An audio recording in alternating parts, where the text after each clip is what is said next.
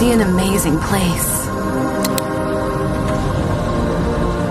Feels like a dream. A place of many wonders. And full of life. I open my eyes. Earth is our Pandora.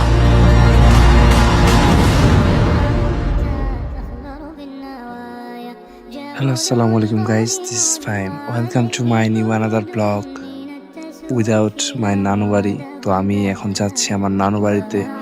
তো অনেকদিন হয়ে গেছে আমি সেখানে যাই না। তো আমি সাইকেল দিয়েই যাচ্ছি যেহেতু আমরা গ্রামে থাকি। তো আজকে আমি আমার আঞ্চলিক ভাষায় সবকিছু বলবো। তো আমি সেখানে সাইকেল চালিয়ে যাচ্ছি।